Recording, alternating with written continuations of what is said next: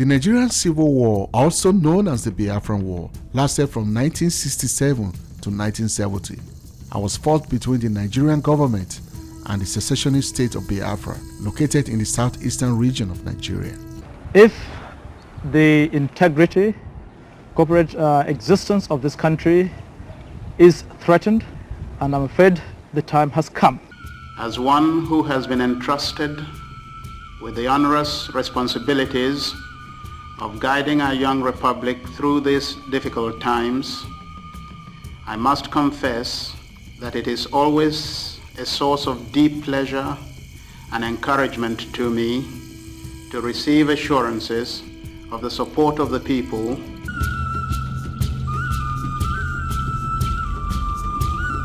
The war resulted in the deaths of an estimated 1 to 3 million people and was one of the deadliest conflicts in African history. Here is a brief overview of the key events and factors that led to the Nigerian Civil War.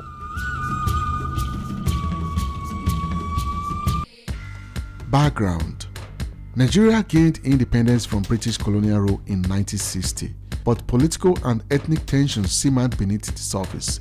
The country was divided into three major ethnic groups: the Hausa Fulani in the north, the Yorubas in the west, and the Igbos in the east. In 1966, a group of Igbo officers led a military coup that resulted in the deaths of many Hausa Fulani politicians and military leaders. He ran away from his house when we fired the first two shots of anti-tank gun into the building. The whole roof was blown up and the place was set alight. Then we went to the rear of the house and started searching from room to room until we found him amongst the women and children, hiding himself. So we sort of took away the women and children and took him.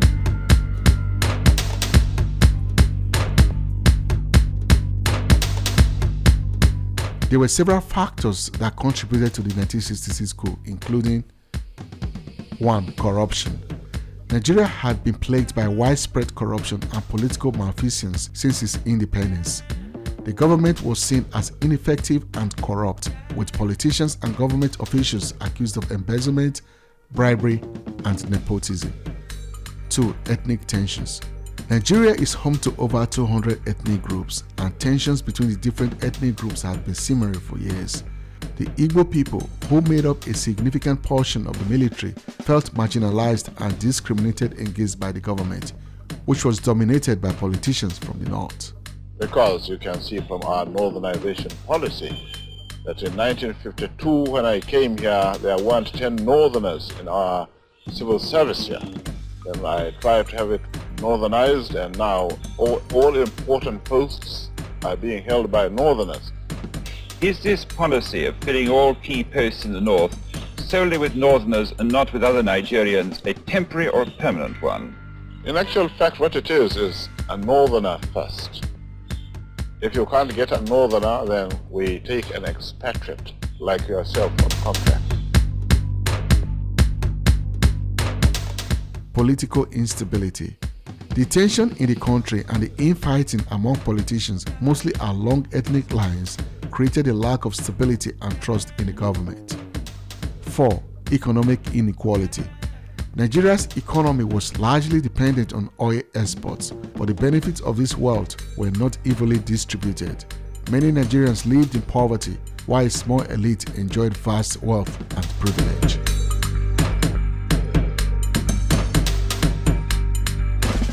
The 1966 coup was aimed at ending these problems and creating a more just and stable Nigeria. However, the coup led to further political instability and ethnic tensions, ultimately leading to the Nigerian Civil War from 1967 to 1970. The coup was perceived by the North as a coup against them. They accused the coup leaders of killing mostly northern leaders and letting the leaders of the Igbo extraction go unpunished. This sparked a wave of violence against Igbo people in the north, resulting in the deaths of thousands of civilians. Thus, the 1966 coup was followed by a counter-coup by the northern military elite that led to the deaths of many Igbo officers, including the coup leaders. After the counter-coup, the attack and the marginalization of the Igbos reached a high point. There were reports of massacres of the Igbos, particularly in the north. it seemed the federal government could not or would not protect the Igbos. Even those living in the north for the safety of the southeast were ambushed and attacked at bus stations. Defenseless women and children were killed on a daily basis.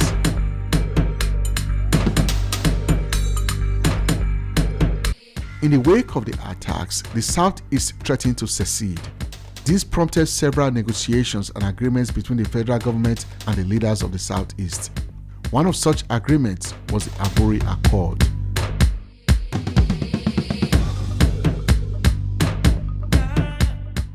The agreement was signed in Aburi, Ghana under the auspices of the then Ghanaian head of state, Colonel Joseph Accra, and was aimed at resolving the political and constitutional issues that had led to the secessionist movement. The following are the delegates at the Aburi Accord. Chairman of the Ghana National Liberation Council, Lieutenant General J.A. Ankara, Chairman. Lieutenant Colonel Yakubu Gowon, Head of State of Nigeria. Lieutenant Colonel Odumegu Ojukwu, Governor of Eastern Region of Nigeria. Major Mobolaji Johnson, Governor of Lagos State, Nigeria. Lieutenant Colonel Hassan Katsina, Governor of Northern Region, Nigeria. Lieutenant Colonel David Ejo, Governor of Midwestern Region, Nigeria. Commodore Joseph Edet Akinwale Way, Vice President of Nigeria. Colonel Robert Adebayo, Governor of Western Region, Nigeria.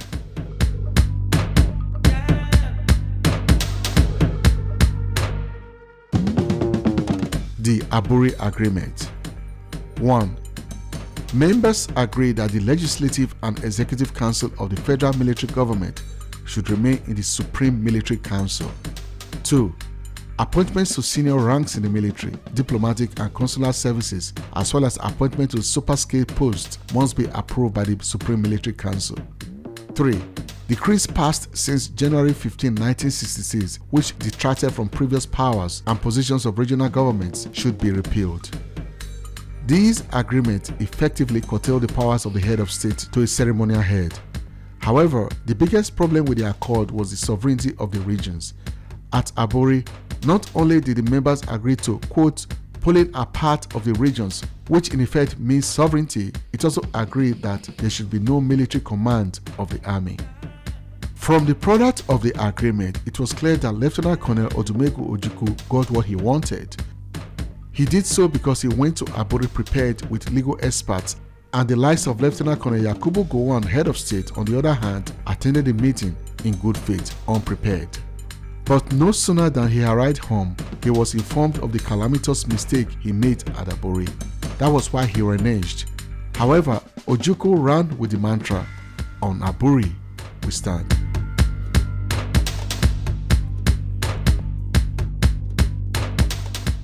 Effectively, Aburi Accords broke down because the Nigerian government and the Biafra leaders had different interpretations of the agreement. The Nigerian government interpreted the agreement as a temporary measure to allow for constitutional reforms, while the Biafran leaders believed that the agreement granted them the right to succeed and establish an independent state. The dispute over the interpretation of the Aburi Accord eventually led to the collapse of the agreement and the outbreak of the Nigerian Civil War. The Biafran leaders declared the independent state of Biafra in May 1967, and the Nigerian government responded by launching a military offensive to regain control of the secessionist region. In May 1967, the Eastern region, led by Igbo military officer Lieutenant Colonel Odumegu Emeka Ojukwu, declared itself the independent state of Biafra. The Nigerian government, led by General Yakubu Gowon, refused to recognize its Biafran secession and mobilized its military to crush the rebellion. The war began with a series of skirmishes and quickly escalated into a full-blown conflict.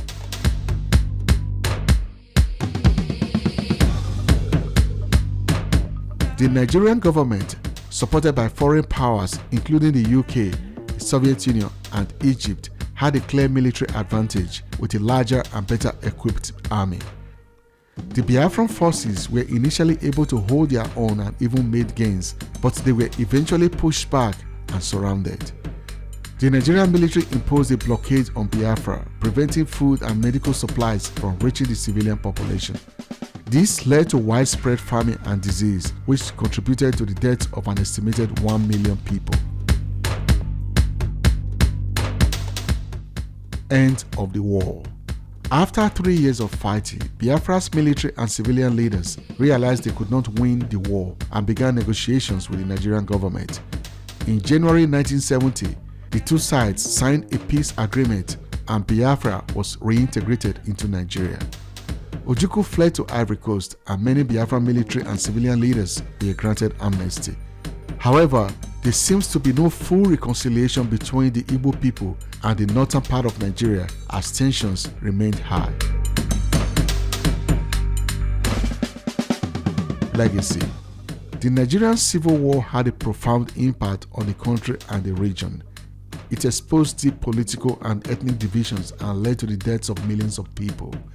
The war also contributed to Nigeria's economic decline as resources that could have been used for development were diverted to military effort. The legacy of the war continues to be felt in Nigeria today with ongoing political and ethnic tensions and periodic outbreaks of violence in the regions. Thanks for watching. Do not forget to subscribe to this channel if you are new here. Like and share this video. I'll see you in the next one. Bye for now.